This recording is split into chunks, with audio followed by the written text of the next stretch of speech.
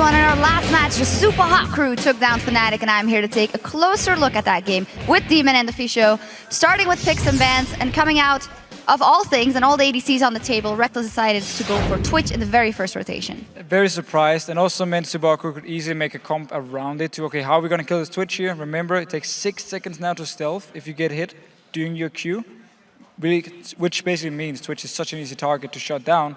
So a bit surprised about their first pick. Really showed also that Fnatic wanted to use one of their standard pick comps. It was also interesting just to hear from Mr. Rales as well, talking about how he was planning to go Cogmore, switched it to Lucian.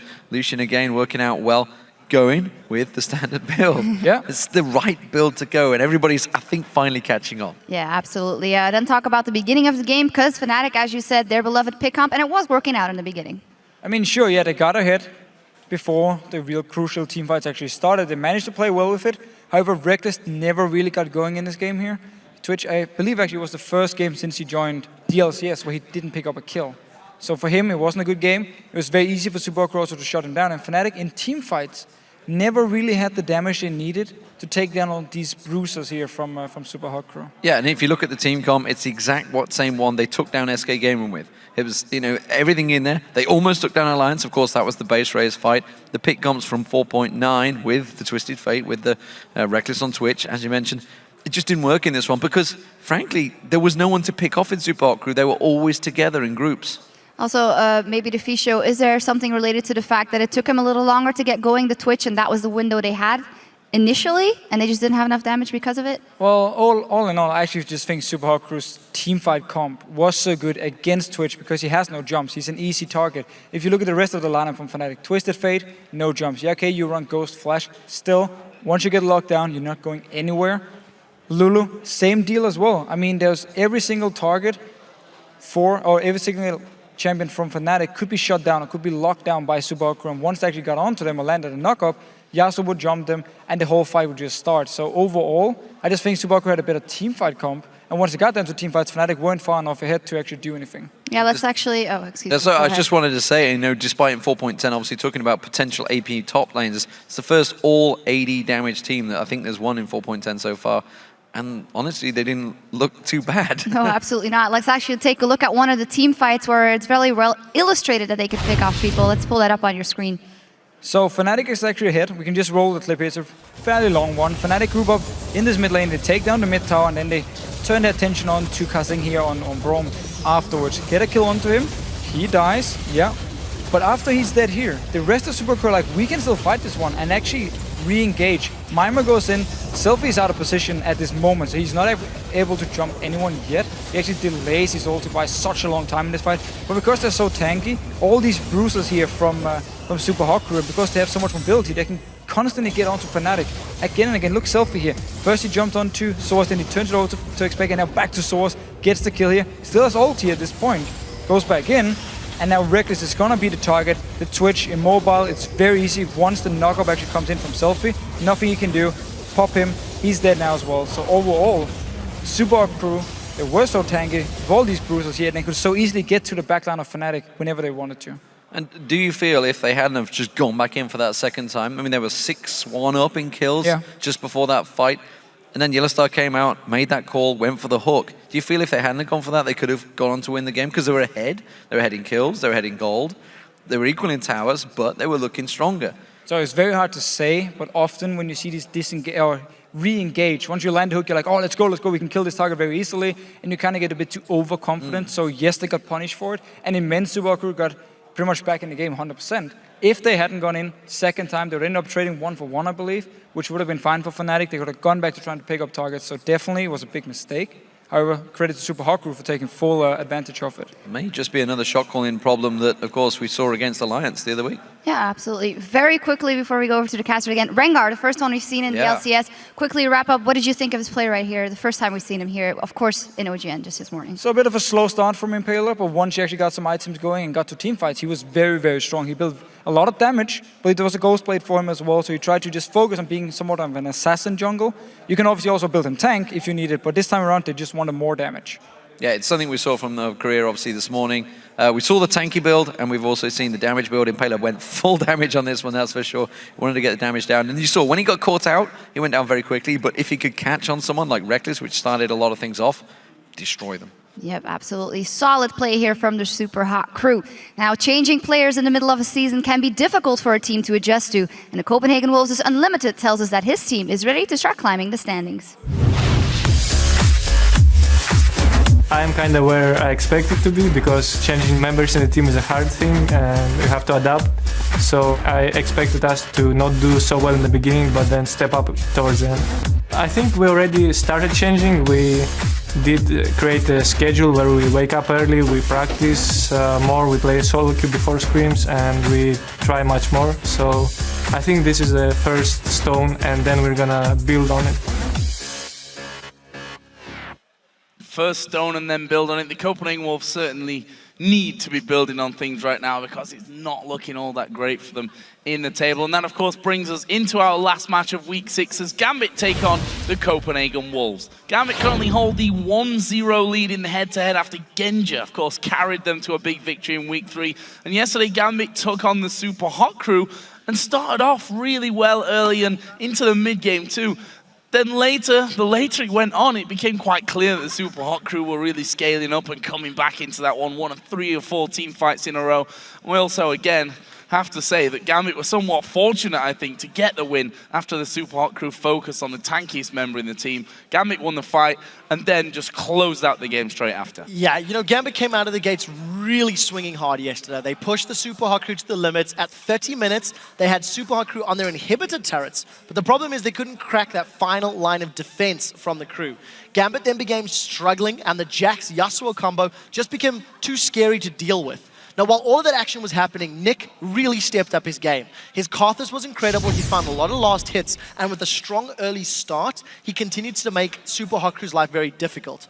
But I do want to say that I think the Super Hot crew would have won the game yesterday if they did not make that bad call to engage on Gambit at 50 minutes. You can argue who deserved the win based on how they played, but you can't deny that without the misplay, Gambit were not looking like they were going to close that game out. And on the other side, the Wolves' woeful record continued yesterday as they were picked apart against Fnatic.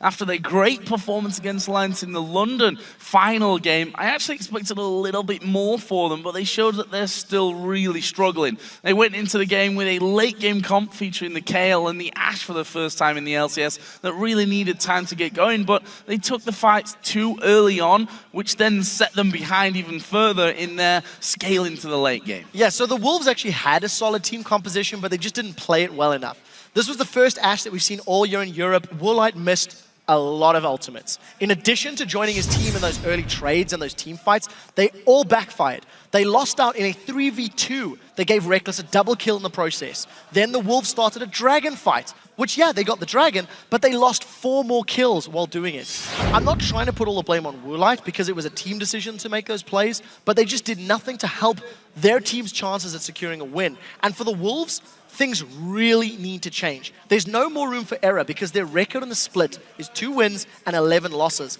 And it's starting to become very scary because the prospect of climbing from the bottom summer promotion tournament zone to playoffs is getting significantly larger. Still a lot of work to do for the Wolves. We'll see if they can start that stepping stone adventure up the table. We're going to find out soon. But first of all, we're going to check out the starting lineups. On the blue side today is Gambit with Darian in the top lane, Diamond in the jungle, Nick in the mid lane, the AD carry Genja, and Edward the support. And of course, on the red side, it is the Copenhagen Wolves, with Youngbuck up top, Airwax in the jungle, Counthard playing the mid lane, Woolite on AD carry, and Unlimited playing the support role. So, as the players then prepare to head into Champion Select, let's check out your votes. According to the numbers, you picked Gambit, not surprisingly, by 77%.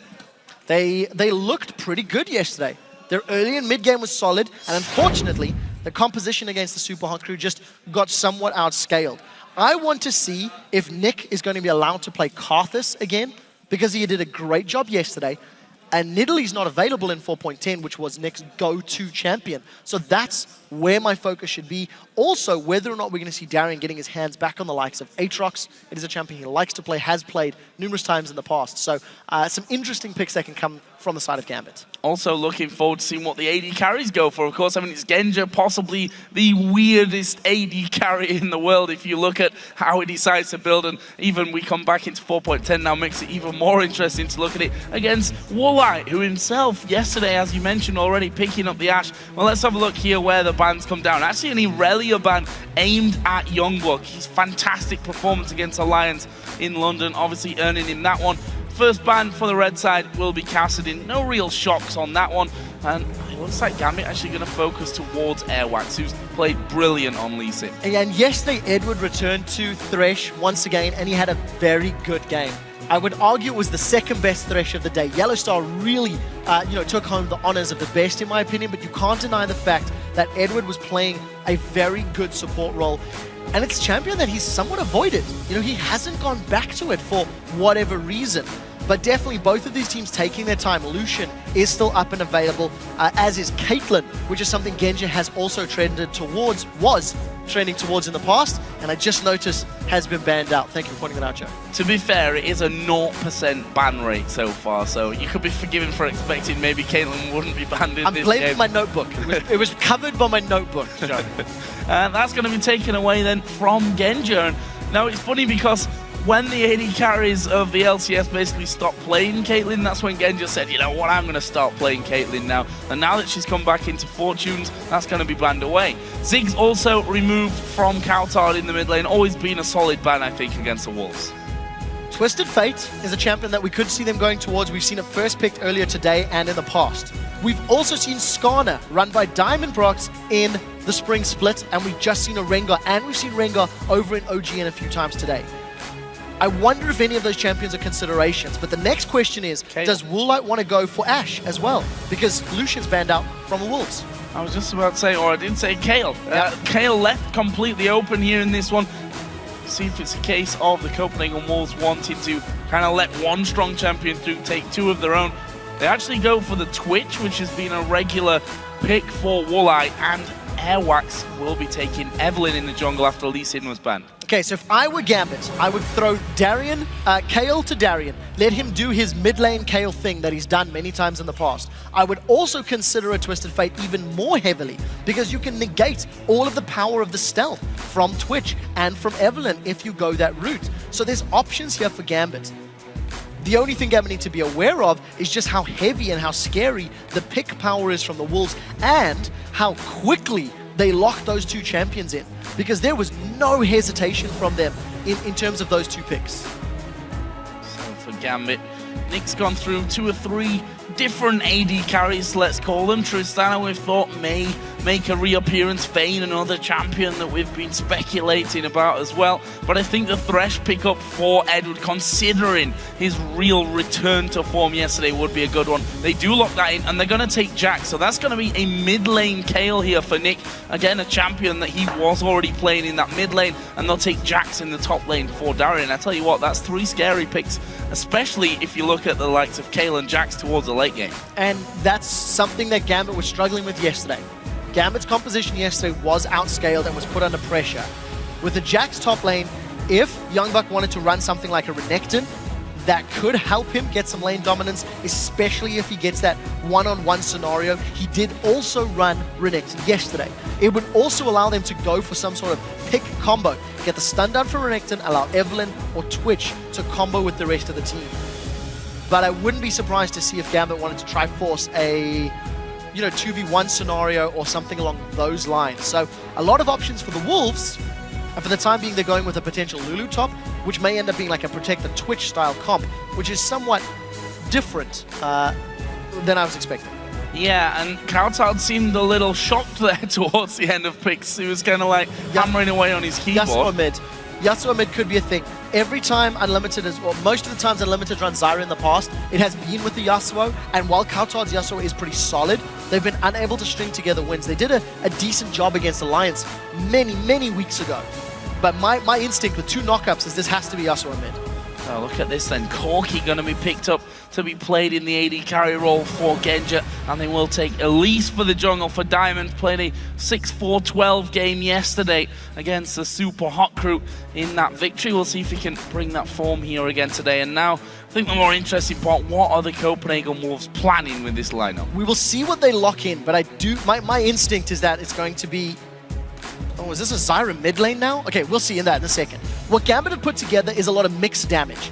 Kayle, Jax, and Corki are going to do a lot of both physical and magic damage. And you've got armor shred from Corki, you've got the percentage reduction from Kayle's passive as well. So all of the damage they're going to be dealing will be very difficult to itemize against and prioritize. But for both Jax and Kayle, there is a long time between them starting and then becoming terrifying. So Gambit can't afford to fall behind early. They do have the supplement of having a Thresh Elise, so it allows them to find picks and find kills early on, which may play into their favor. But again, the lane matchups are going to be incredibly interesting. I don't know why I said it's going to be mid lane Lulu. I just had a complete brain fart a second ago. It's okay. We have seen Kautar play Zyra in the past, so that may have thrown you off there a little bit. Youngbuck, of course, going back to his old trusty Renekton for that top lane matchup against Darien, or maybe not, depending on how those lane swaps come in. But Twitch Zyra going to be the lane here for the Copenhagen Wolves. I don't see much damage on the Wolves side. Renekton's going to fall off. If Evelyn builds tank, which is what I'm somewhat expecting, Lulu takes a long time to hit a damage spike. You no longer get 2 Glitter Lancers off. So if the Copenhagen Wolves are unable to protect Woolite in these team fights, they're going to be in a massive amount of trouble. They do have peel from both Lulu and from Zyra, but Copenhagen Wolves have gone all in this hold the line and keep Woolite alive. And I do think it is very risky for them. They do have strong power in the early game with Renekton, with Twitch, even though he's been hit in the laning phase, can combo very well. But I do think the rest of the comp is fairly low on total damage. See how the Corki does as well in the hands of Genja. Well, guys, with these particular picks in there, do you still think that Gambit have got what it takes to win this game? Tweet to @LOL Esports with the hashtag GMB win or CW win. We'll see if you guys change your mind. 72%, if I'm not mistaken, it was just previous to the game. In the 70s, 77, I think it actually was.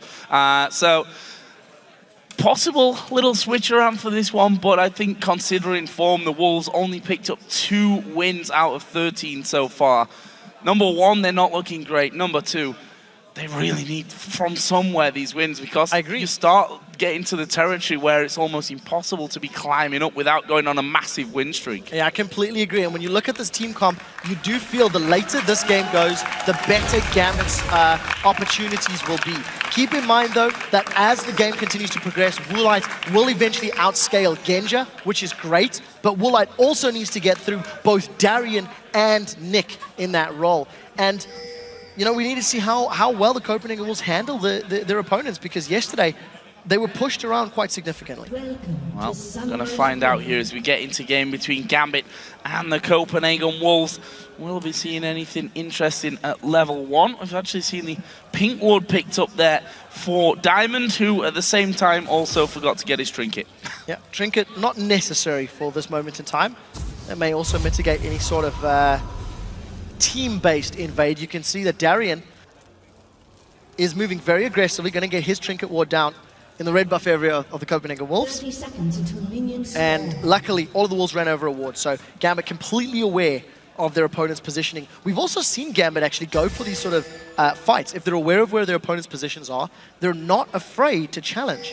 And look at Darien, they may consider moving in. We'll have to see. Well, waiting off to the side here. Diamond coming back out of the base with his trinket ward in there, but the Wolves all going to be walking over that ramp ward, and that will signal to Gambit. Okay, the Wolves backing out of this one. Are we going to see a standard start for them? Diamond in the tri-bush, so they may go a little bit later and do some harassment onto the blue buff start. Or they may just settle in and say, okay, we're just going to have the red and be done with that one. We'll see in a second. It actually does look like we'll have the junglers very much solo, at least for now, starting off their blue and their red buffs. So the Copenhagen Wolves mirror Fnatic strategy from the previous game in terms of invade, drop 3 wards, and look for information on the lane matchups. And with the education or the information that they gathered from the invade, they have opted to initiate that lane swap. So they put their Twitch and Zyra up against Darian's Jax in the top lane. And I'm interested to see if either team's going to go for any sort of tower push early on. But look at the damage onto Darian, just completely zoned away. Also remember, Diamond's got Elise, so early dragons, definitely a strong possibility for Gambit. What are they thinking here? The Copenhagen Wolves actually going to go maybe for a look at the blue buff. Already secured their own as Kauton and Nick here having a bit of a level 2 fight in that mid lane. Ward put down by Nick to give him the vision, but this blue buff looking like it will be smited away and taken for the Copenhagen Wolves in this early stage, whilst Airwax already got his. So that's 2 blue buffs right off the start. We could shorten it to bluffs. I'm not sure that's going to catch on in the community though. And then go back to his rough. So strong start for the Wolves, using the numbers to their advantage. Gambit did not go for a blue buff invade, even though they had Genji and Edward in the tribush in the bottom half of the map. And it's more important about delaying and slowing Diamond down, but they're arriving too late to this bluff, as you were calling it, Joe. I do want to see at what point they start the Dragon. With the Elise, it becomes quite easy and efficient to juggle the tower damage from early level dragons. And interesting, Darian already uses his teleport to the minions in the top lane, not to the tower, so it's going to be a longer cooldown. Also, Woolite and Unlimited now moving to the bottom lane, so immediate lane swap. Copenhagen Wolves maybe psyching themselves out. Yeah, which I think is a risky play up against a Renekton who's going to give you a bit of problems in the early stages. He's going to have the sustain himself, especially with the Doran shield start that Youngbuck has gone for there. So we'll see how Youngbuck decides to play this one. Of course, he's also got Evelyn on his side, so he can come in there without really being detected too much. And we see that Darian pushed quite far up in his lane already, and Airwax is coming around. Yeah, Darian always goes aggressive at low levels with Jax. It may cost him right now. Silence is all we need, I think, for this one. Darian too far up the lane.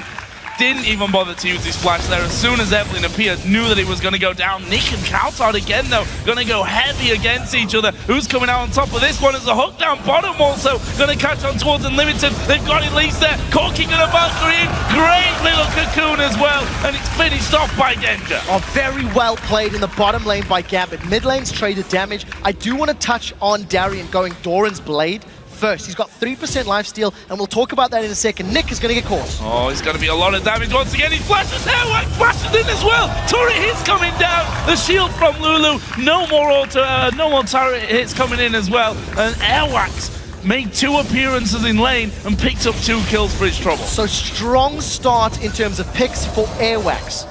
We'll get to the strategic play in a moment, but I do want to touch on the double Doran start for Darian. He's got no lifesteal in his runes or mastery, so 6%. And it's interesting to see the change because until you hit 100 AD with the 3% lifesteal, you don't get as much life back. No, it's even higher for melees. So it's not an efficient method of sustaining. And I want to see if Diamond's going to come up to help gank and support Darian. Traditionally, starting with the Doran shield will give you more regen at lower levels and also help survive against the damage that Renektons are putting out. Yeah, and Youngbuck is just going to bully him out of it, surely here once again. We see that TP less than half cooldown coming in as the counter-strike going to be used, and Darian, no mana left because he has to use that extra to try and get the farm while he's there and stay safe. He's going to have to recall out of this lane completely, and this is going to allow freebie farming time for Youngbuck. So this is something that is still very impressive for Darian. He often feeds in games, but he always has decent CS. He was 5 CS behind Youngbuck before being forced out of lane,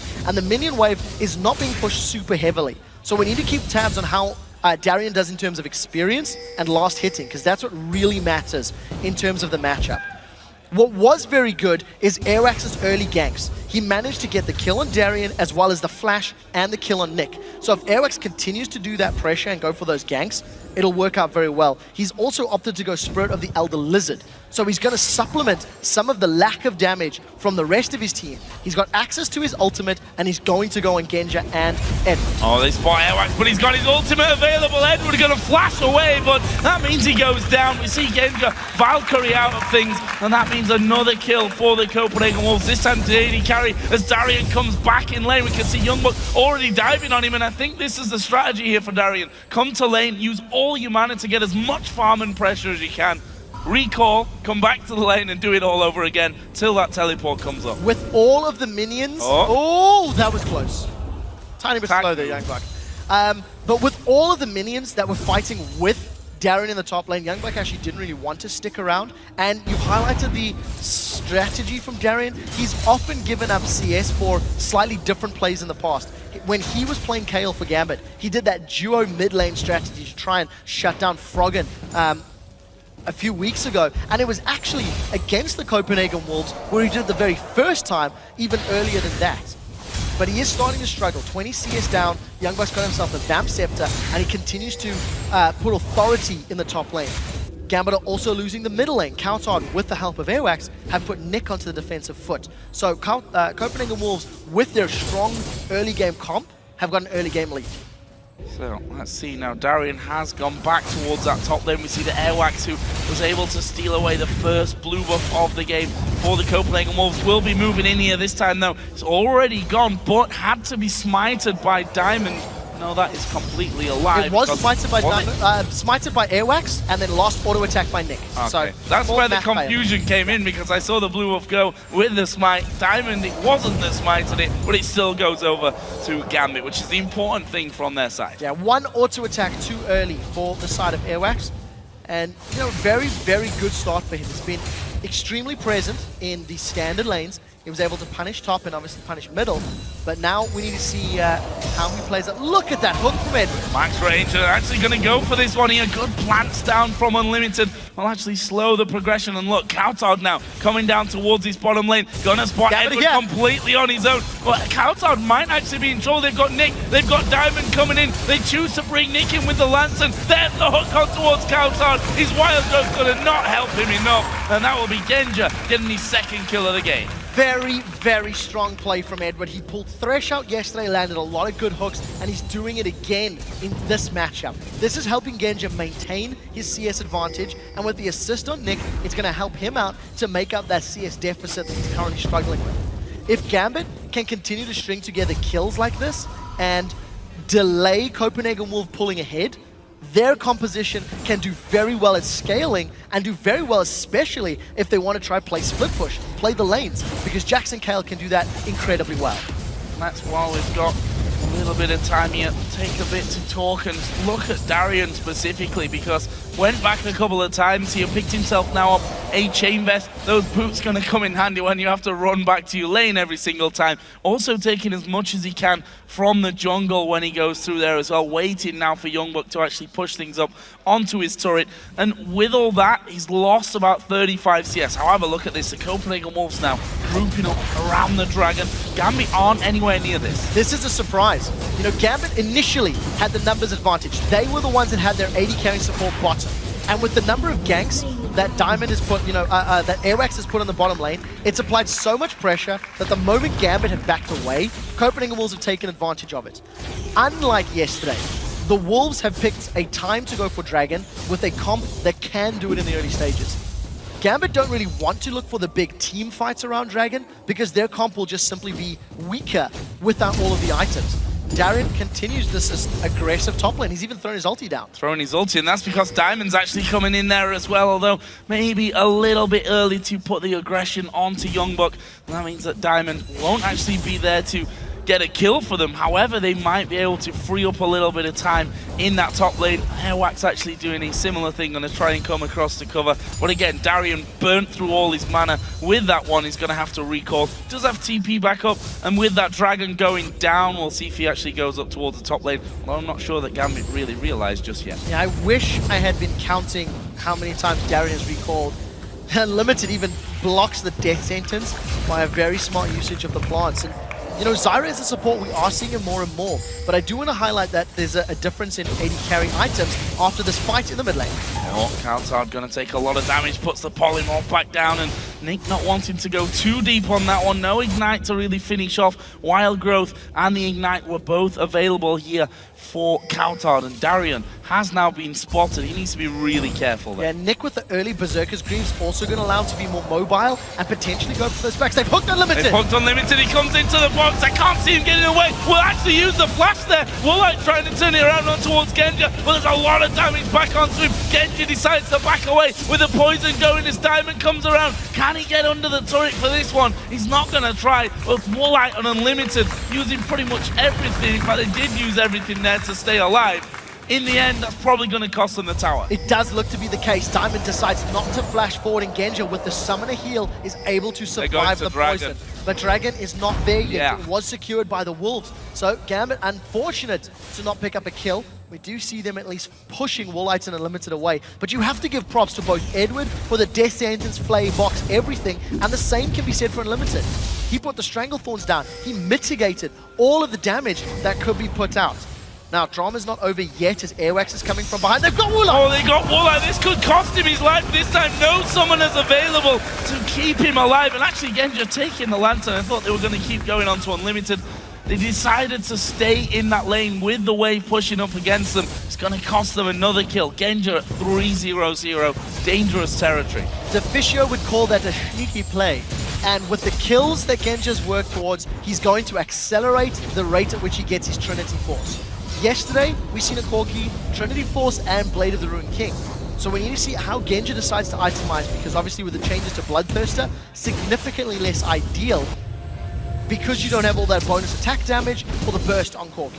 I'd actually argue that it wasn't even sneaky, that play. There was a red ward in the tri-bush that Edward walked right over the top of. And then he snuck around the side. I mean, they just done all that damage to them. Were they really going to back away once they realized that dragon wasn't there? Either way, it doesn't matter, because Darian here is going to be possibly out of position. We'll use a flash, though, to get back behind his turret. But again, ultimate use, flash use, and that teleport as well. Coutard had started to come up towards his top lane, but there's not really going to be anything for Darian to do about that tower. Coutard's going to come over and try and hold on to his mid one then. The thing is, with all of the pressure that Airwax has put in that top lane, it has meant that the bottom lane is going in favor of Genja and Edward. The ganks have been slightly more effective.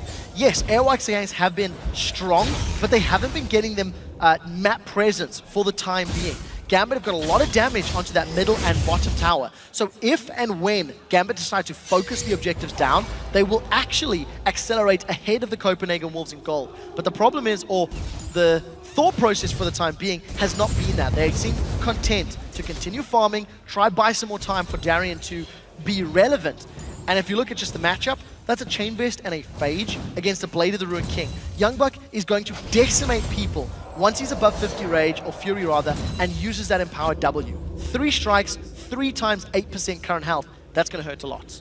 And Airwax is now stalking Darian. Actually, technically, he's being stalked by him. That Darian won't know that one, and Darian actually decided to put down his Trinket Ward and jump away to safety. And you have to feel for him, has been focused a lot in this top lane up until now. But look at this, Gambit actually invading on the enemy Blue Buff. Will take it, however they are going to be getting the turret as well at the same time. So overall, really nicely working out as Woolite going to get Cocoon. The hook had already come out, and there was the stealth coming in. Actually, Unlimited gone very deep on this one. He did put down the Stranglethorns. Youngbuck going to teleport in at the bottom side. They get the kill there onto Unlimited, and Edward will also fall down. Can they now get in towards Genja? No real big CC to help that out. And Diamond is actually on top of that ward that I was talking about there before. Turret, of course, did die. Now Airwax has been spotted out by Nick. There is Diamond diving in. Youngbuck going to stun him up. This is a lot of damage and a kill for Youngbuck. That was a great flash from Youngbuck. That was a near point-blank Cocoon that he just anticipated, and once Diamond started the spell animation, he hopped straight over it.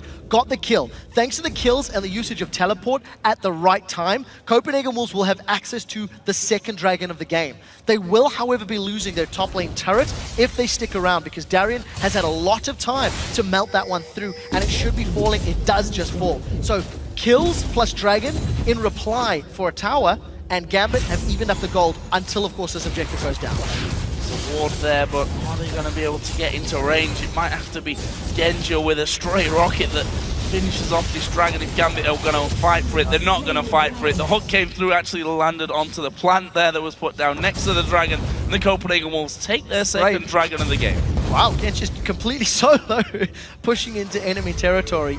4-0, Trinity Force no boots. And effective gold is 1,000 over Woolite. Thanks, of course, to a massive CS advantage.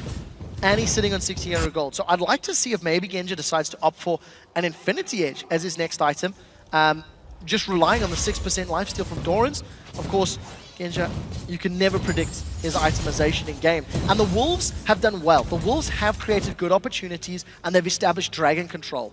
But because they've lost all of their outer turrets, they're not very far ahead on gold. And when you consider the Gambit are going to begin outscaling them as we get another sort of 5, 6, 7 minutes into the game and further, Wolves need to do more and they need to get more map presence in order to afford opportunities to shut Gambit out. Surely gonna start out squeezing them on the map as well with those turrets down, getting vision in the enemy jungle. In fact, we see Diamond doing just that here as he puts a ward down by the Wraith camp on the red side of the Copenhagen, the red buff side, of course, of the Copenhagen Wolves jungle. Bottom side of the map, though, the Copenhagen Wolves still have a decent control, and although Airwax here has gone over a pink ward, Flay gonna land, that'll bring him out, and he flashes away. Instant flash. Airwax did not want to get caught out, and another good position from Edward.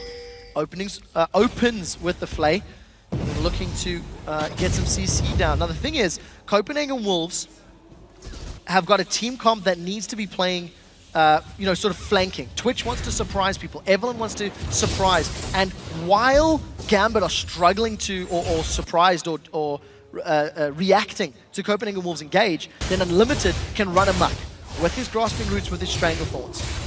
If Gambit ever get into the backline of the Wolves, it's very difficult for them to get away.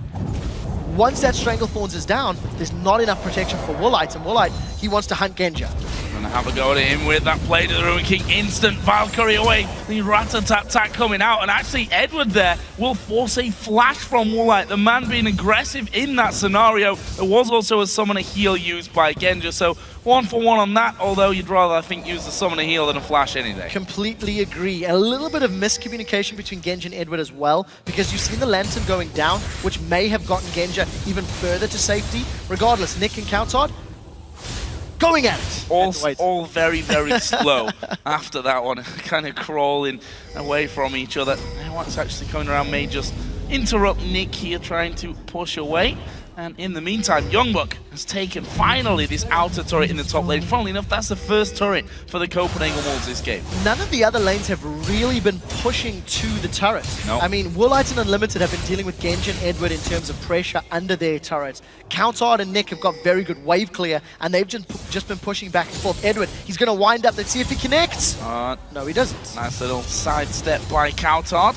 And I mean, you kind of not exactly a 50-50, but you go left or right in that scenario and hope that Edward is not trying to predict where you're going to go with that one. Meanwhile, there's a little bit of a fight here off to the side. That is some good damage out from Genja. That was a big one from Genja. On his rockets, every 4th one will deal bonus damage, plus the Phosphorus Bomb. Just shredded, 30% of Woolite's HP. But what you are noticing from the Copenhagen Wolves is they're starting to group. With the top tower down and teleport almost available for Youngbuck, it feels like the Wolves are now trying to group up, get vision, and maybe force objectives. Maybe try to take advantage of their team comp in certain areas. Because of the power of Spray and Rat-a-tat-tat, as well as Stranglethorns, as well as even Agony's Embrace, if the Wolves can force Gambit into some tight corridors, maybe the jungle, maybe the Dragon Pit, it allows them to amplify all of their sort of AoE abilities and AoE damage. So for Gambit, it's very important not to death ball in a single location, because they do run the risk of getting hit by all of those AoE spells. Interested for this next dragon fight as well that's coming up. We see finally a Trinity Force has been completed by Darian. It's been a long, arduous road to actually getting up there and getting that first major item in. Still a good chunk of CS behind that of Youngbuck. who's quite frankly been alone really on his island, apart from when he's TP'd in to those fights down by the Dragon. And look at this, Gambit already starting to get those deeper wards in that the Copenhagen Wolves can't Genja can get really flanked. get away from because they've lost those turrets. Airwax is waiting for the rest of his team to actually get into position here, but Gambit waiting inside of that brush. Genja's safe. Yeah, Genja manages to get away. The rest of Gambit can respond, and they've started the fight. Oh, here comes the teleport down as well. Actually, the Wild Growth was used very early. Stranglethorn's coming out, but Darian dives into the middle of them. Won't quite finish off Unlimited, who went very low. Edward surely will fall. Youngbuck gets that one. Darian has to flash away, but the Copenhagen Wolves are going to keep going. They managed to get that one as well. It's Airwax that goes on the killing spree. That's a 2 for nothing, and at least an outer turret. Yeah, but look at Nick. He's been left uncontested in the bottom lane. They may be trading turrets. The rest of Copenhagen Wolves have decided to back away. 2 plus a tower, and Nick, let's see if he can actually secure this objective. It looks like he will be able to. Can Gambit contest the Dragon? They've got their jungler, but he's low on HP, and he has no smites available, so they may be losing the Dragon as well. It's a lot of attack speed already for Nick. He starts his recall, stops his recall, starts it again, and actually Airwax, I don't think you can 1v1 him here. The rest of the team are finally coming around. There's an intervention. Was Your intervention, didn't use it. stunned up because of the fact that Youngbuck landed the CC before Nick could even get that out. He just gets melted. Diamond almost available with Smite. I think it's not even going to come off cooldown before Dragon goes out, but Copenhagen Wolves, they're sticking around. The damage that they've done though, there might be enough of them. There's a Wild Growth coming on towards Youngbuck. Genja running amok at the back, and there's the rest of the team. Darian going to start diving in. Woolite will be the next target as the Valkyrie comes over. He gets another one. Youngbuck's on top of a wall, and he gets it with the hook through the wall there at the end. It leaves Genja unstoppable. 3 men down as well for the Copenhagen Wolves. 5-0-1. We have to tally up everything in a moment, but this is very risky. Gambit engage 3 versus 5, and even though Darian does join for cleanup duty at the end, there was always going to be casualties. What it does mean is Gambit lose the Dragon, they lost the inner turret, and they managed to get a kill. But you're noticing on the picture-in-picture, this is going to be a Baron. So net gain is completely worth it for Gambit. They come away with the Baron. This isn't going to be stolen. It shouldn't be stolen by Unlimited. Very, very smart play. Can Darian get away with his life? That's the question. Stranglethorn's coming out there as well, and Darian knocked up, but not the damage, of course, from that support Zyra, although he has got Leandri's Torment at this stage. We should probably notice that, so those plants actually do a little bit of damage in there as well. Either way, it's the first Baron of the game going over to Gambit, but the Copenhagen Wolves still have a gold lead, still have kill lead, but Gambit is starting to get to that position now where they really, really have ramped up, and we see Hurricane added into that Nash's Tooth. Of course, Darian's going to be getting stronger as we go along as well. The whole Gambit comp is going to continue to get stronger. And the thing that we noticed is that whole Dragon Tower play, I initially thought was quite bad. But because Gambit were able to secure the kills, they had calculated if we can get Kayle and Jax to get out of this one and get to the Baron, this should be a fairly safe Baron, which it was. They secured it, they didn't lose any members as Copenhagen Wolves were responding. Keep in mind that Jax, Kayle, Elise, Corki are going to keep ramping up. And in terms of items, Diamond has gone full support. He's gone, Spirit of the Ancient Golem plus Aegis of the Legion. We've seen another support Zyra rushing Leandri's Torment. And Edward, he's also working himself towards that Randian's Omen. So you've got a lot of tankiness being built up along with the damage amplification that Gambit already has. So Copenhagen Wolves, while they're 1,500 gold ahead, I feel like they need more gold than that in the lead to stay relevant against this composition of Gambit. Other items coming in, Infinity Edge for Genja, and I mentioned at the start of the game that Genja carried the Gambit team to their last win against the Copenhagen Wolves, and it's not looking like it could be a different story this time around. 5-0-1 for him. Gambit now move up onto that inner turret in the mid lane.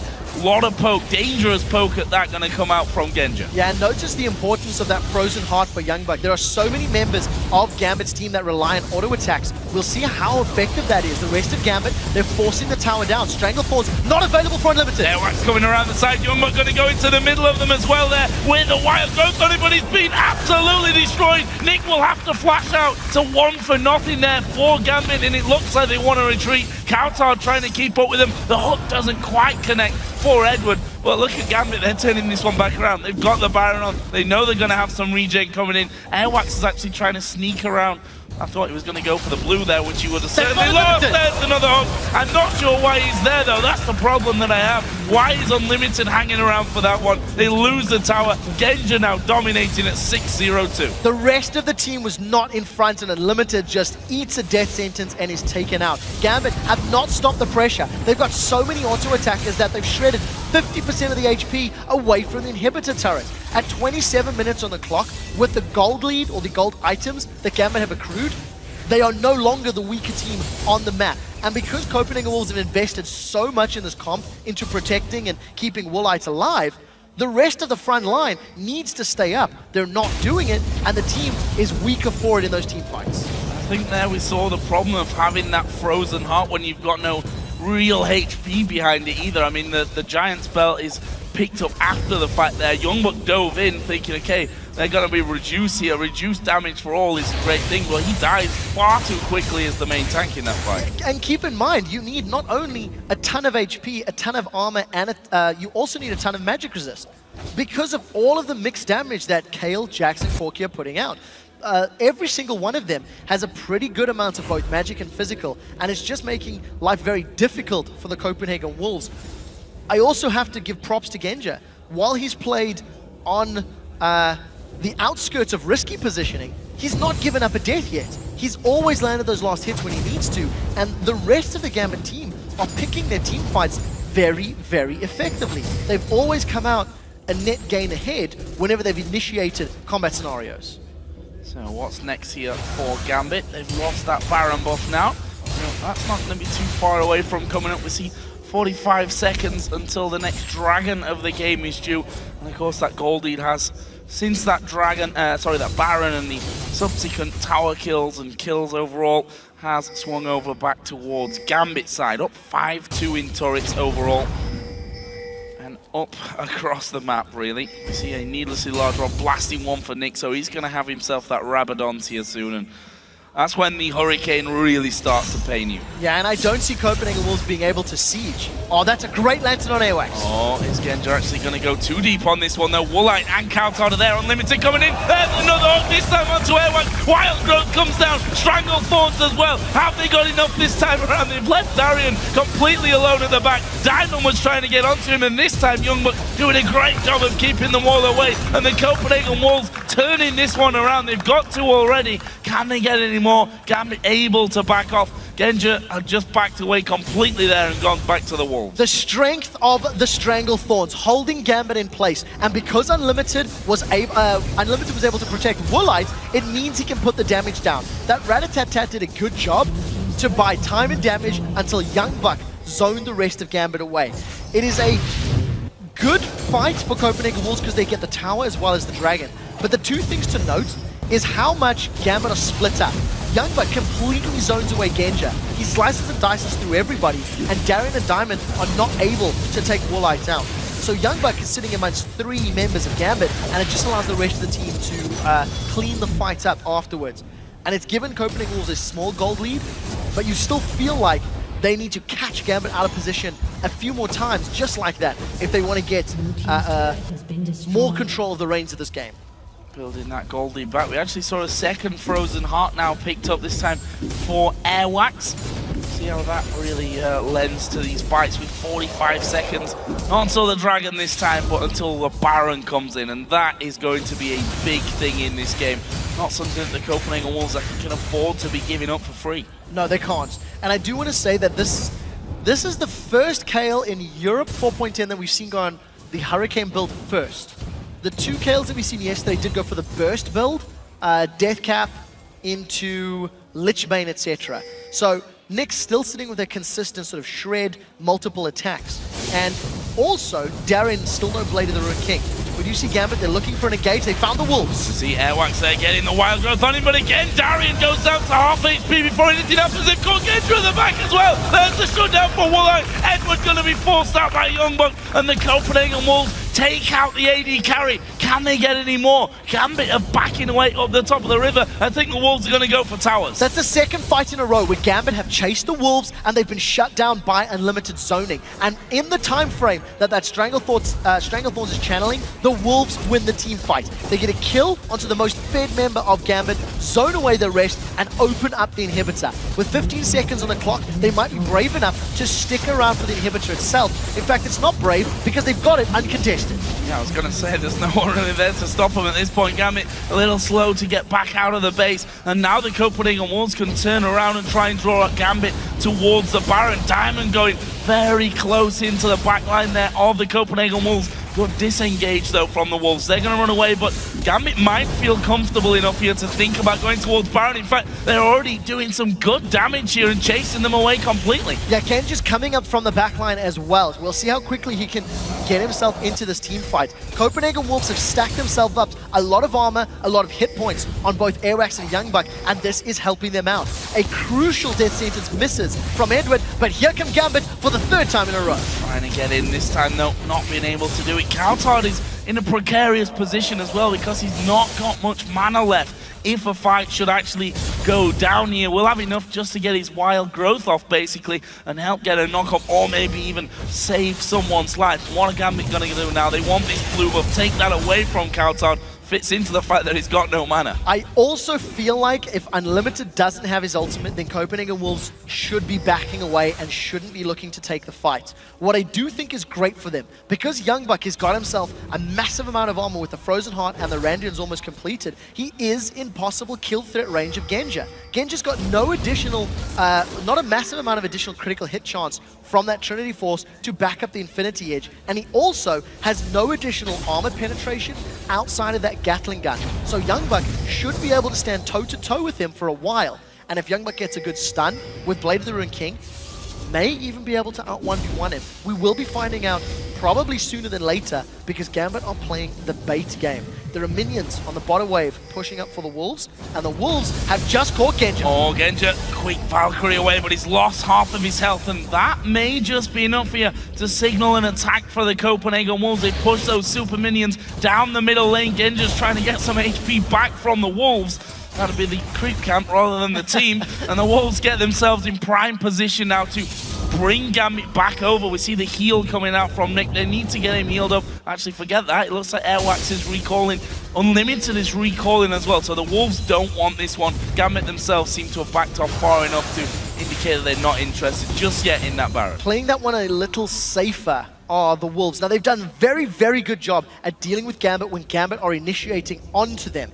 And what the Wolves have done effectively as this game has progressed is they've translated those victorious turnaround fights into objectives. But until Gambit have made plays, Copenhagen Wolves have not been able to create situations for themselves. Their composition can flank and can surprise with Airwax and Twitch, but they haven't had the greatest of success doing that. So I think for the Wolves, they are looking to continue this sort of reactive play style in areas where they're comfortable to have team fights.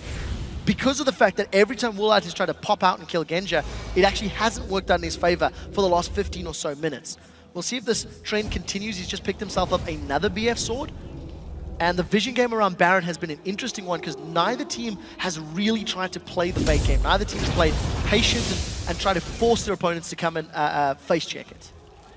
I think that comes down to a lack of security really in this game for Gambit after losing those couple of team fights. Look at this, there's a flank from Airwax. This is where he could really excel, especially if Gambit get themselves grouped up together. They know that Diamond is off to the side. Airwax is now behind enemy lines. They're going to go for this one. He gets the ulti up onto two. Who's the focus going to be? Looks like they're trying to get back to Genja with Youngbuck who gets pulled in there. But Nick being destroyed by Woolite. Going to use a last second intervention. Diamond will go up in the air, but he's going to pay with his life. It's only a single kill, but loads of them, actually there's two kills. Edward went down, of course. The others really low, have to go back. The Wolves, they don't really know what they're doing. They run halfway in, halfway back. Inhib respawns. They'll take that and surely go Baron here. That was an exquisite flank from Airwax, and that was the first successfully completed one this particular game. Airwax manages to come right behind, zone out both Genja and Edward. And again, I'm going to talk up Unlimited. His Stranglethorns forces everyone away. So because Nick and Darian can't jump to the backline of the Wolves, it just allows Woolite all of the space that he needs to get those rat-a-tat-tat auto-attacks down. Copenhagen Wolves will secure Baron. Gambit will secure Dragon down in the bottom half of the map. They should be close-ish in total gold at this stage in the game.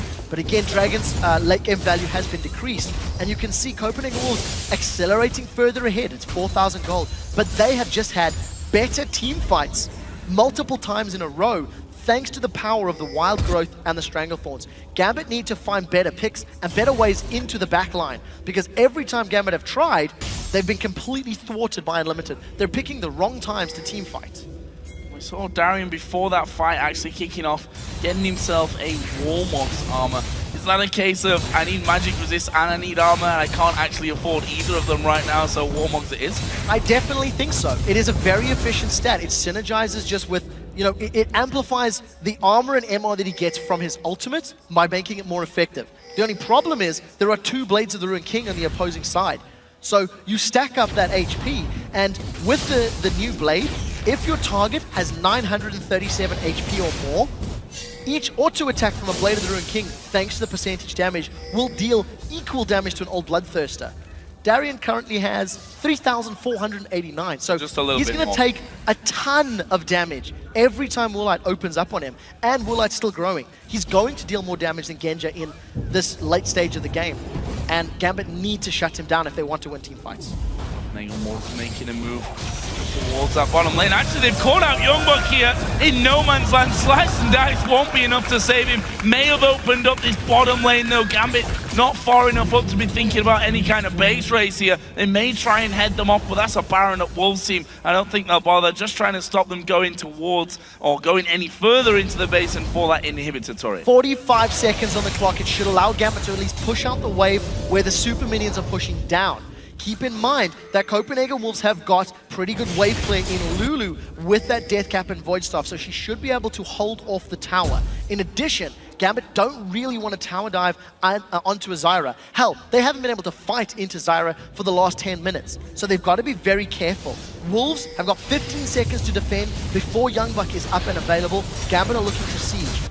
The only thing that can really cause them a lot of trouble is a strong Stranglethorns or Agony's Embrace. And you see, I think this is the smart decision from Gambit. Yeah, Airwax was already behind them split. and splitting up from it nicely, but that's actually going to leave Edward and Genja alone. And look at this, Kautarn is going to be coming in there quickly. Good hook onto Kautarn. Genja will be allowed to get off towards the side, and the rest of the team coming around from this one. Woolite has picked up Genja now. Can they get any more from it? Darian split between Kautarn and Unlimited, but Diamond the focus for the Copenhagen Wolves. He goes up in the air. Woolite will finish him off for the triple kill here with Twitch. Darian is too low to do anything. The Wolves going to try and push it home, and they've even got Kautarn trying to chase him down.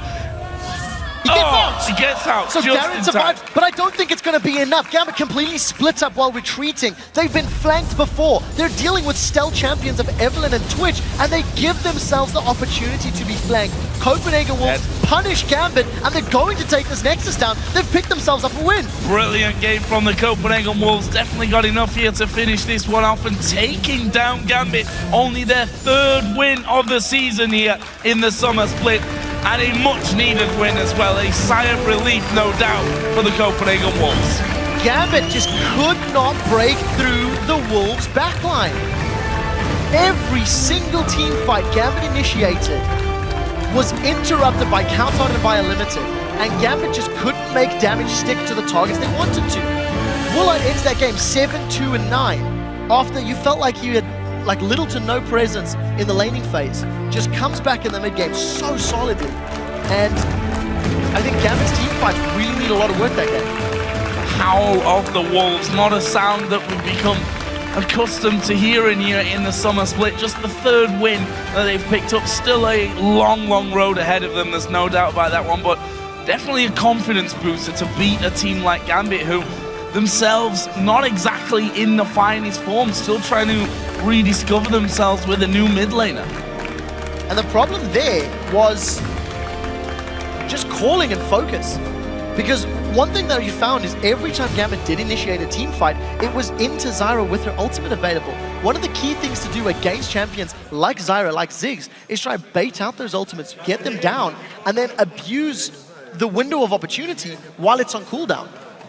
And it just never happened. You always seen, you know, Nick and Darren jumping in, instantly getting knocked up, and then on the retreat, being run down and chased down by the Evelyn and Lulu. And I think it looked hairy in the 20 to 30 minute mark for Wolves, but as soon as they won like 1 or 2 team fights, they were able to shut the game out. One thing as well that I don't understand about that scenario is why don't you put a pink ward behind you as you start to push up the lanes? Because that's going to spot the Evelyn early enough, and you're going to be able to move away before they can collapse right in there on top of you. If you have to sell your Doran's items 40 minutes into the game to buy some pink wards, then you should do. It's something that Crepper goes out of his way to rant about because it is so important. And when you've lost a team fight because Evelyn has flanked you from behind on your half of the map, don't split up into groups of 2 and 3 while you're leaving the enemy inhibitor turrets. You've been flanked before.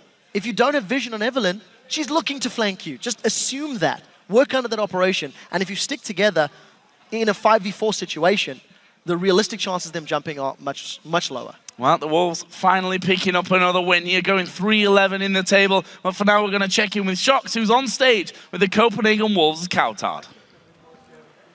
Thank you very much, Joe. First off, congratulations on a well-deserved and needed victory, I believe, for the Copenhagen Wolves coming in here. Talk to me about the end of that game and maybe what, after the heartbreaking loss versus Alliance last week, what did you take from that and apply it to your decision-making in another close game here? Well, we tried to figure out who was stronger, we or them, and we noticed that, well, if we get the positional advantage, we can just destroy them in team fights. So we tried to get the Eve to come from behind, and the Renekton can double dash through to get to them. And by using this, we could set up really good fights. And they kept going in on you guys at the end of the game. Were you aware that you guys were actually ahead and you could go back in? Were you kind of baiting them and waiting for the right moment? Yes and no. We were actually surprised with how aggressive they were playing, but it allowed us to easily set up the flanks especially. But overall, I think they wanted to get a snipe on someone of us and thereby winning the game. Because if we get to set up the fights, we get to determine the pace and we would win.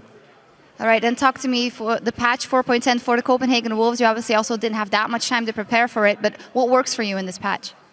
Well, the meta is slightly changing again. The top lane picks are changing, and I think itemizations are changing slightly. So we still have some adaptation to do, but it looks good so far. Yeah, it does look good with this victory, and it was a very crucial victory for you guys, still in last place, though. So I got to ask you, what's the general thoughts in here in the team to step up? Is it more the fear that's in your head now about relegation, or is that something you just don't think about at all? Well, our goal has been to get into the playoffs at least. I mean, we still want to do that, and we are still able to do that. We just need to keep winning. We need to step up our games. We keep doing mistakes. Me especially, this game was really weak from my part, especially laning phase and the early roaming. But I believe if we play like we did against Alliance in London, we could definitely win against almost every team. Self-criticism is a great first step. Thank you very much and congratulations. Thanks a lot. All right, it's time to wrap things up, so let's send it over to the desk to Joe and Trevor. Thank you very much, Shox. And as we close out week 6, let's have a look at the table and see where our teams have landed after a crazy week 6 of matches. Alliance, of course, continues to be untouchable with another perfect week, and their 5-game winning streak now keep them in first place at 12 wins and 2 losses. SK Gaming is still in second, although they're now 3 games off the pace at 9 and 5. Yeah, with the exception of Alliance winning today, every other game was considered somewhat of an upset. Millennium continue their run in third place, where they have 8 wins and 6 losses, having taken down SK today. Then we have Fnatic and the Super Hard crew now tied for 4th at 7 and 7. And here are the 5 players who've impressed us the most in their positions this week. Starting off in the top lane with Millennium's Kevin. He played a 3-0-9 Aatrox against SK Gaming today. Looked amazing. Yeah, one of the things that was most impressive was just how effectively he used his teleports and his dives. It helped Millennium pick up that win, and it's definitely playing into that pick style of gameplay that his team is trending towards. And in the jungle, Alliance has shook someone who's becoming a regular in our OP players at the end of the week. He was involved once again in 15 of the 26 kills over the 2 games for Alliance this week. Yeah, it is interesting to see it's taken him 6 full months to get to this level. He was the most anticipated jungler and has stepped up, able to make good plays Arguably, though, it's the rest of the team that are really doing such a great job in helping Alliance win. And you might be right about that because we have Froggen in the mid lane as well from Alliance. He had a 10 KDA in the 2 wins this week after playing an Orianna that had better stats today than in 3 games from the Spring Split and the Twisted Fate. Yeah, and of course that Orianna CS like a monster. 606, he hit 300 CS at 23 minutes and 23 seconds. He also picked up that epic triple kill down in the bottom lane. I think Froggen is even surpassing his Season 2 form in this split. And we're keeping up the trend of Alliance because our AD carry this week is Tabs. 9 kills he's taken, 73% kill participation in the 2 wins. Played in the with the Caitlyn and the Lucian and just looking so on form. So the best thing about Tabs is how he's adapted to the itemization. The Caitlyn that he played on 4.10, he went IE into Static Shiv and destroyed with it. The next day, he plays Lucian into Caitlyn, goes Ghostblade as well as Blade of the Ruined King, once again taking down Caitlyn. He's got the 2nd most kills as an AD carry for the week, and he was, again, a very big factor in Alliance's victories. And in the support position, a return to Thresh Prince form for Edward this week. 26 assists he's managed to pick up over the course of the week. Yeah, his Thresh yesterday was really impressive, and the return of Big Boss Eddie on the Thresh is definitely something everybody else needs to be aware of. In the laning phase, this is the best we've seen Edwin and Genja in terms of syncing up and being an aggressive, scary bottom lane since his return to Gambit at the beginning of the year.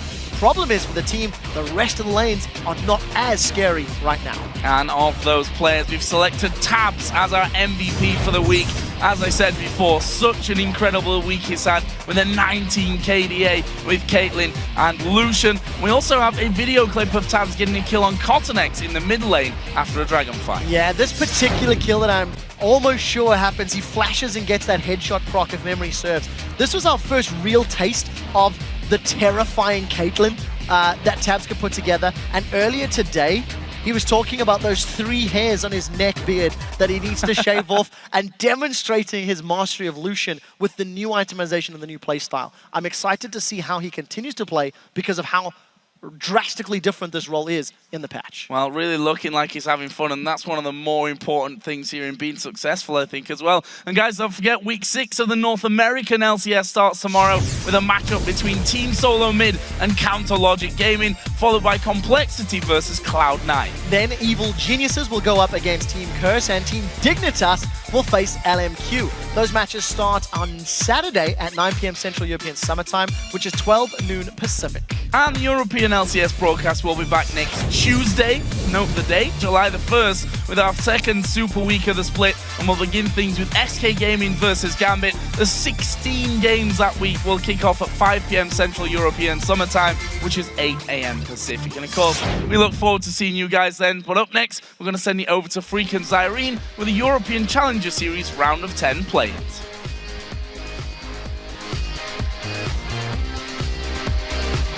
Actually, I need to shower. I need to shave. I'm getting a neck beard, dude. How are you getting a neck beard? You don't even have any beard. No, look, there's like... Oh my god, Jeff. No, that's pretty much nothing. There's just like 3 hairs sticking out. Exactly, I need to shave those 3 hairs.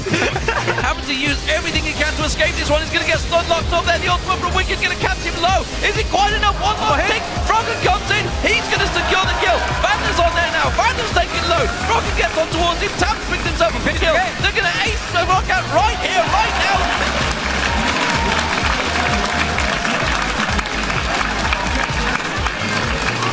Hey Freddy, can you hear me higher now? What? Am I loud or no? What? Oh, Freddy said something, put it in the show, guys. Where is Destiny going to go? Coop comes out the side, catches on towards Vertigo. Candy Vander though, off the side, wields the wild growth, doing the damage, kicks in, straight away exploding!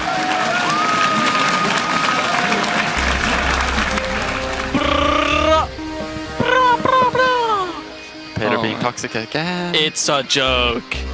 Lame is lame, enjoy the game. So far, Fnatic have done a good job of that. The knock-up, selfie dives in. Good wild growth for the Super Hot crew. Gonna focus on Sir Reckless. Cyanide's the next one down. Peke off to the side. Can only gold card 1 man.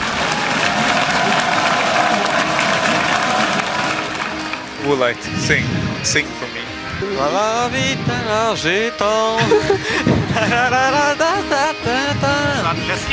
Will be allowed to get up towards the side, and the rest of the team coming around from this one. Woolite has picked up Genji now. Can they get any more from it? Darian split between Countdown and Unlimited, but Diamond the focus for the Copenhagen Wolves. He goes up in the air. Woolite will finish it.